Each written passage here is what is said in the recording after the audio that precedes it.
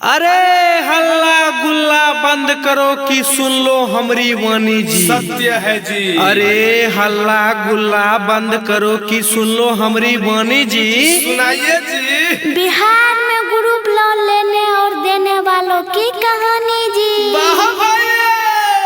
बिहार में लोन देने के लिए बहुत सारा प्राइवेट कंपनी आया है जी। सत्य है जी। बिहार में लोन देने के लिए बहुत सारा प्राइवेट कंपनी आया है जी। वाह भाई। सब उठाता इसमें लोन, फिर भी घर में भूखमरी छाया रहता है जी। सत्य है जी। जब पड़ता रुपया की जरूरत कंपनी वाले के पास फोन करता है जी। सत्य है जी। जब पड़ता रुपया की जरूरत कंपनी वाले के पास फोन करता है जी। वाह भाई। मिल जाता है जब रुपया, घर में चुपचाप मौन रहता है जी। सत्य है जी। रुपया उठाने पर कुछ ना कुछ ब्याज लगता है जी। सत्य है जी। रुपया उठाने पर कुछ ना कुछ ब्याज लगता है जी। वाह भाई। जब आता है किस्त जमा करने का समय, सबको लाज लगता है जी। सत्य है जी। कहता घर में नहीं है रुपया, कल किस्त देंगे पक्का सर जी। सत्य है जी। कहता घर में नहीं है रुपया, कल किस्त देंगे पक्का सर जी। वाह भाई। जब आता है ग्रुप वाला, पैसा सुनने घर से भागा रहता है जी। सत्य है जी। जब रहता पैसा का काम, आके हुजूर हुजूर करता है जी। सत्य है जी। जब रहता पैसा का काम, आके हुजूर हुजूर करता है जी। वाह भाई। जब हो जाता पैसा लिया, एकदम दूर दूर भागा रहता है जी। सत्य है जी। समय पर किस्त जमा नहीं होता तो गाली सुनना पड़ता है जी। सत्य है जी। समय पर किस्त जमा नहीं होता तो गाली सुनना पड़ता है जी। वाह भाई। फिर भी आदमी लोन उठाकर घर में सोया रहता है जी। सत्य है जी। दूसरे के नाम पर पैसा उठाकर अपना सब करता है काम जी। सत्य है जी। दूसरे के नाम पर पैसा उठाकर अपना सब करता है काम जी। वाह भाई। आता है जब किस्त भरने का समय, सब बनता है बेईमान जी। सत्य है जी। ग्रुप एजेंट आता जब पैसा वसूलने, घर में सब नुकाता है जी। सत्य है जी। ग्रुप एजेंट आता जब पैसा वसूलने, घर में सब नुकाता है जी। वाह भाई। कहता घर में नहीं है मालिक, अपने को चौकी तर छिपाता है जी। सत्य है जी। ग्रुप एजेंट साथ आंख मिचौली, कुछ ग्रुप वाली मौगी छोड़ी को हो जाता है जी। सत्य है जी। ग्रुप एजेंट साथ आंख मिचौली, कुछ ग्रुप वाली मौगी छोड़ी को हो जाता है जी। वाह भाई।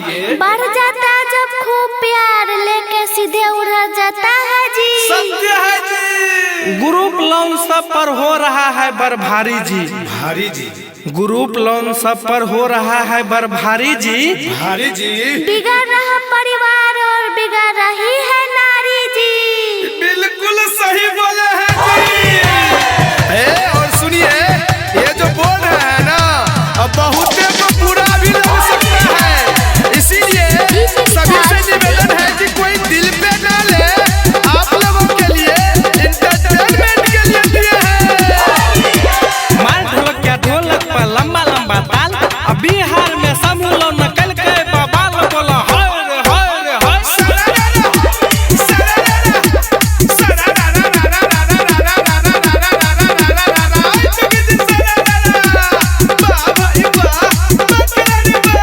ग्रुप लोन पारै छै सब पर भारी, ग्रुप लोन पारै छै सब पर भारी। बिगड़ा छै घर परिवार, नारी बोला हाय रे हाय रे हाय।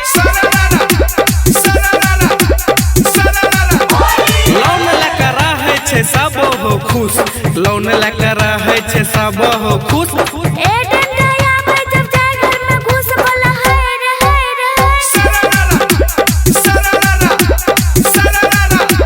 पर जब काम करे एजेंट के फोन, पर जब काम करे एजेंट के फोन, लौना उठा के नींद आवे न चैन, बोला हाय रे हाय रे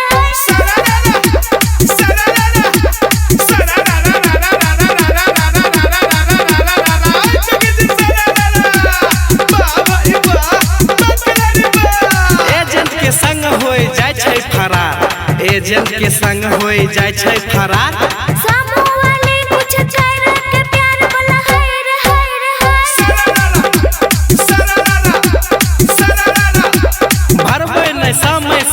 सुना हो लोन भरबै नहीं समय से सुना हो लोन एजेंट वाला खूब बात करे छे फोन बोला हाय रे हाय रे हाय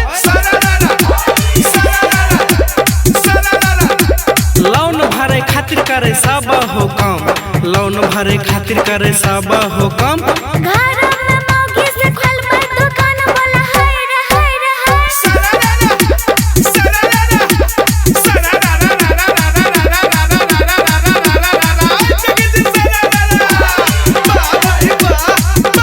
टाइम पर जब सुनो चुकै नहीं किस्त टाइम पर जब सुनो चुकै नहीं किस्त पार है छे गाली एजेंट सुना हो खिस बोला हाय रे हाय रे हाय घर पर आए दे छे खूब गरिया घर पर आए दे छे खूब गरिया लोन वाला कुछ आदमी हो भाई बोला हाय रे हाय रे हाय भरे नहीं पावे छे लोन भाई भरे नहीं पावे छे लोन भाई मारे छे ऊ फांसी लगाई बोला हाय रे हाय रे हाय